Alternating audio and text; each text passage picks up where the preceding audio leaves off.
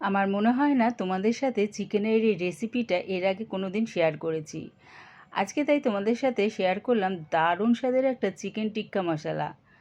তোমরা কে কে এর আগে খেয়েছো আমাকে কমেন্টের মাধ্যমে জানিও। যদি না খেয়ে থাকো একবার এইভাবে বানিয়ে খেয়ে দেখো, দারুণ খেতে লাগে। তবে দেখে নাও আমি এটা কেমনভাবে তৈরি করি। চিকেন টিক্কা মশলার জন্য আমি এখানে বোনলেস চিকেন নিয়েছি, আর চিকেনের পিসগুলো দেখো ঠিক এরকম রেখেছি। এবারে চিকেনের মধ্যে দিয়ে দিলাম 2 চামচের মতন টক দই, হলুদ গুঁড়ো, কালারের জন্য দিলাম কাশ্মীরি লঙ্কার গুঁড়ো,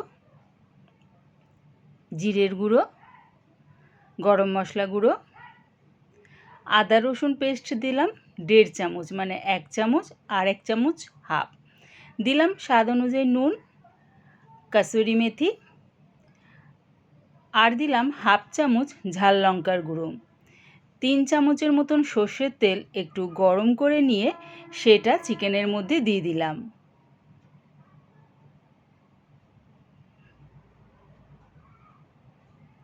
এবারে সব কিছু একসাথে ভালো করে মেখে নিয়ে এটা আমি 1 ঘন্টার জন্য ম্যারিনেট করে রেখে দেবো। যত এটা ম্যারিনেট করে রাখবে তত দেখবে এটা সফট হবে আর জুসি হবে। তোমরা চাইলে ওভারনাইট ম্যারিনেট করে রেখে দিতে পারো। প্রায় আমি 1 ঘন্টা এটা ম্যারিনেট করে রেখে দিয়েছিলাম।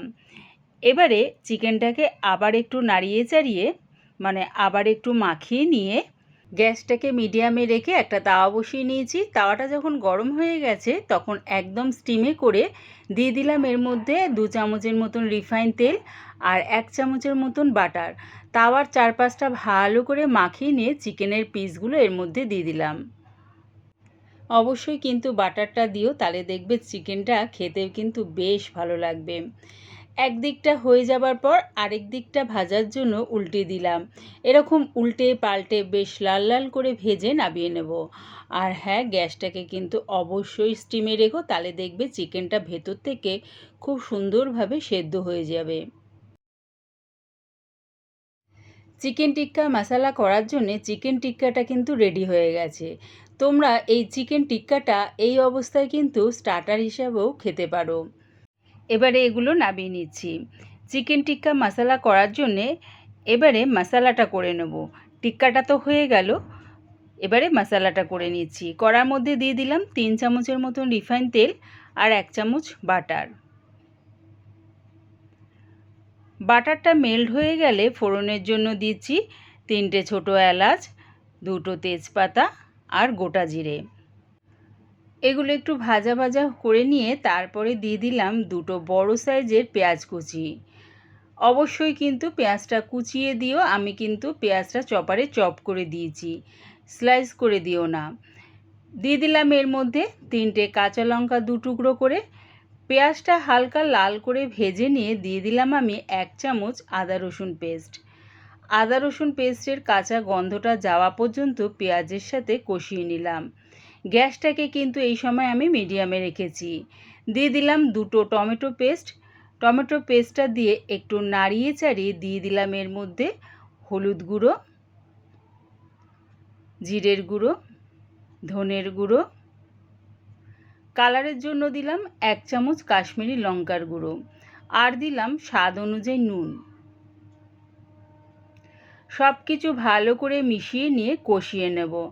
আর যে বাটির মধ্যে আমি চিকেনটা ম্যারিনেট করে রেখেছিলাম সেই বাটির মধ্যে একটু জল দিয়ে সেই মশলা ধোয়া জলটা দিয়ে দিলাম।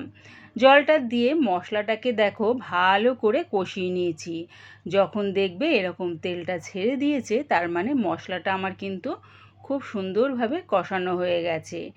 এবারে দিয়ে দিলাম সামান্য একটু জল। যে যেরকম গ্রেভি রাখবে সেই অনুযায়ী জলটা দিও। জলটা দিয়ে চিকেন টিক্কাগুলো এর মধ্যে দিয়ে দিলাম। গ্রেভির সাথে ভালো করে মিশিয়ে নিয়ে গ্যাসটাকে একদম লোতে রেখে 5 থেকে 7 মিনিটের মতন ফুটিয়ে নেব। আমি কিন্তু চিকেন টিক্কা মশলাটা যখন করেছি তখন এটা 80 থেকে 90 ভাগের মতন সেদ্ধ হয়ে গেছে। বাদ বাকিটা গ্রেভির সাথে মিশিয়ে নিয়ে সেদ্ধ করে নিলাম। দিয়ে দিলাম এর মধ্যে ফ্রেশ ক্রিম আর দিলাম কসুরি মেথি। রেডি হয়ে গেছে আমার দারুণ স্বাদের চিকেন টিক্কা মশলা। একবার এটা এভাবে বানিয়ে খেয়ে দেখো, মনে হবে যেন রেস্টুরেন্ট থেকে আনিয়ে খাচ্ছ। এটা তোমরা রুটি, পরোটা, নান, রুমালি রুটি, এমনকি তন্দুরি রুটি সব কিছুর সাথে খেতে পারবে। এবার এটা নামিয়ে নিলাম। আমার এই চিকেন টিক্কা মশলা রেসিপিটা পুরো দেখার জন্যে প্রিয়া ইপসা কিচেনের থেকে তোমাদের সবাইকে অনেক ভালোবাসা রইল। রেসিপিটা ভালো লাগলে প্লিজ আমার চ্যানেলটিকে সাবস্ক্রাইব করে দিও।